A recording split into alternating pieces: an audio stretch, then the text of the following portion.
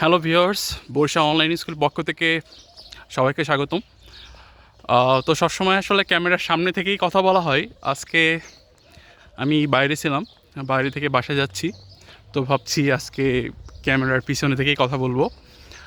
তো কিছুক্ষণ আগে দেখলাম এসএসসি এক্সাম ডেট সেটা বের হয়েছে, রুটিন বের হয়েছে। তো অনেকে আমাকে মেসেজ করছে, যেহেতু গত বছর হচ্ছে আমার অনলাইন ব্যাচ ছিল, তো এবার স্যার পড়াবেন কি না।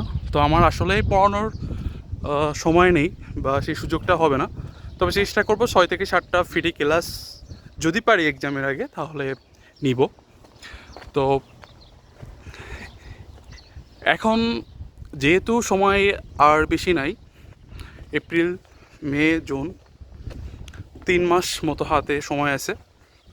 তো এই সময় আসলে তোমাদের কীভাবে প্রিপারেশন নেওয়া উচিত বা কি কি বিষয় ফলো করলে ভালো একটা রেজাল্ট করা সম্ভব, সেটা নিয়েই কথা বলবো।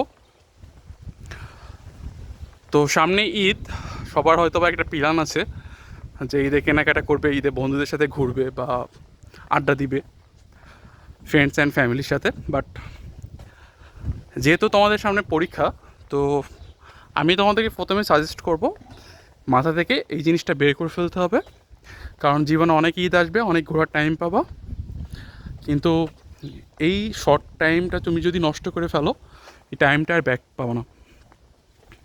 তো প্রথমত তোমার যেটা করতে হবে এখন, একটা পূর্ণাঙ্গ রুটিন তৈরি করা। তো আমি সবসময় স্টুডেন্টদের বলি, যারা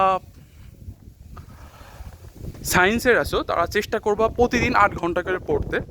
এই 8 ঘন্টা একটানা পড়তে, মানে এটা হতে পারে রাত্রে তুমি 6 ঘন্টা পড়ছো একটানা এবং দিনের বেলা হচ্ছে 2 ঘন্টা পড়ছো একটানা। কিন্তু আমাদের ম্যাক্সিমাম স্টুডেন্টের যেটা হয় আর কি, যে পড়তে বসলেই একটু ফোন টিপাটিপি করে বা একটু ভাবে যে ফেসবুকে দেখি কে মেসেজ করছে নক করছে। তো যখন পড়তে বসবা, ফোনটাকে সাইলেন্ট অথবা অফ করে পড়তে বসবা। যদি 8 ঘন্টা করে সায়েন্সের একটা স্টুডেন্ট পড়ে, তার ভালো রেজাল্ট করা খুবই খুবই সম্ভব আর কি। আর আর্টস আর কমার্সদের আমি ছোটো করছি না, আমি নিজেও কমার্সের ছিলাম। যদি প্রতিদিন 4 থেকে 6 ঘন্টা করে পড়ে, A+ পাওয়া সম্ভব। আমার নিজেরও A+ আসছিলো এই সেম রুটিন ফলো করে। তো এখন কথা হচ্ছে, এই রুটিন করার পরে কি করব, আমাকে ফার্স্টে বুঝতে হবে আমি কোন কোন বিষয়ে একটু উইক আছি। আচ্ছা, কোন বিষয়ে উইক আছে এটা কীভাবে বুঝবো? আমার টেস্ট এক্সাম দিয়েছি, টেস্ট এক্সামে তো রেজাল্টও আসছে। তো এই টেস্ট এক্সামে কোন সাবজেক্টে আমার খারাপ হয়েছে, কেন খারাপ হয়েছে সেটা আইডেন্টিফাই করতে হবে, দেন সেই অনুযায়ী রুটিন করতে হবে। আমি ধরলাম তুমি ফিজিক্সে অনেক খারাপ রেজাল্ট করছো, তো ফিজিক্সে তোমার উইক আছে অবশ্যই, তুমি ফিজিক্সে একটু বেশি টাইম দেবে, দেখা যাচ্ছে 2 ঘন্টা দিলে। আচ্ছা, এরপরে ওভারঅল সবার জন্যই তো ইংলিশ কঠিন, সেক্ষেত্রে ইংলিশের জন্য মিনিমাম 1 ঘন্টা অবশ্যই রাখবা। এটা এরকম হতে পারে যে 40 মিনিট রাখলে গ্রামার প্র্যাকটিসের জন্য, আর 20 থেকে 30 মিনিট রাখলে হচ্ছে ফার্স্ট পেপারের কোনো প্যাসেজ সলভ করার জন্য। এরপরে অন্যান্য যে সাবজেক্ট আছে তোমার জাস্ট নিজের পজিশন অনুযায়ী, যেহেতু 2 বছর পড়াশোনা করছো, অনেক এক্সাম দিয়েছো, সেখানে তোমার কতটুক ডেভেলপ কোন সাবজেক্টে বা কোন সাবজেক্টে উইকনেস সেটা তুমি খুব ভালোভাবেই জানো, সেভাবে নিজের মতো করে তোমরা রুটিনগুলো করে ফেলবা। ফার্স্ট গেল রুটিন। দ্বিতীয়ত কথা হচ্ছে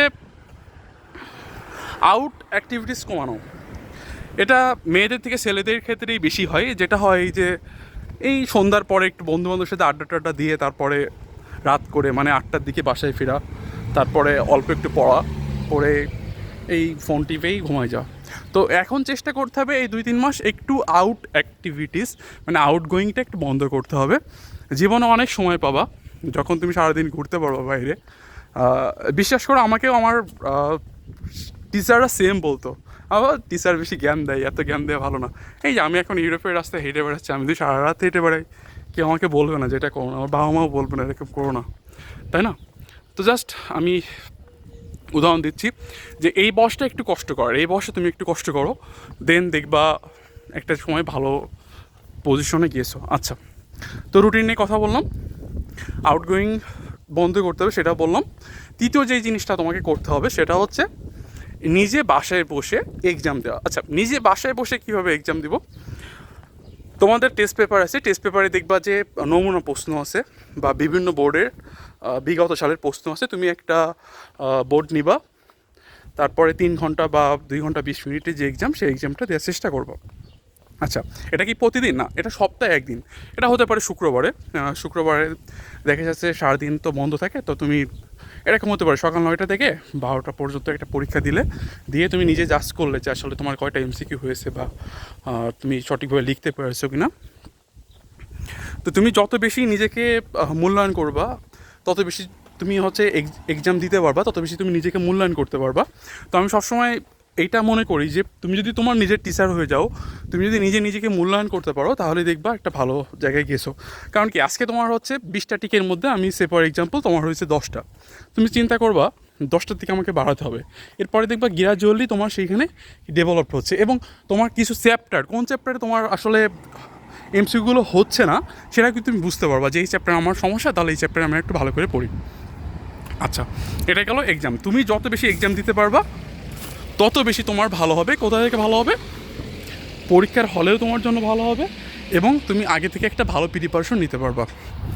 ওকে, লাস্ট যে কথাটা বলবো, তুমি তোমার ধর্ম অনুযায়ী প্রার্থনা করবা।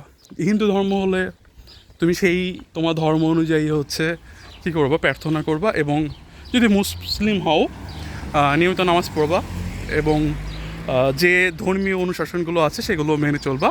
আসলে সৃষ্টিকর্তার প্রতি তুমি যখন অনুগত থাকবা, তখন দেখবা যে অনেক কিছুই তোমার সহজ হয়ে গেছে, ইজি হয়ে গেছে।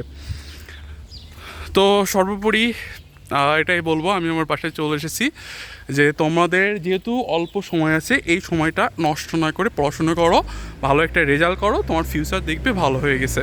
আর ইন্টারমিডিয়েটের এই রেজাল্টটা কিন্তু খুবই গুরুত্বপূর্ণ। কেন খুবই গুরুত্বপূর্ণ? কারণ জানো যে অ্যাডমিশনের ক্ষেত্রে এসএসসি থেকেও ইন্টারমিডিয়েটের এই রেজাল্টের ভ্যালু বেশি। আচ্ছা, সেটা নিয়ে আমি অ্যাডমিশন নিয়ে অন্য একদিন কথা বলবো। তো অল্প এই সময়ে আমি আশা করি তোমাদের বুঝাতে পেরেছি, তোমরা বুঝতে পেরেছো। তো আবার নতুন কোনো ভিডিওতে কথা হবে ইনশাল্লাহ। আর যেহেতু রোজার মাস চলছে, একটু পরে আমার এখানে ইফতার হবে। তো তোমরা সবাই ভালো থেকো।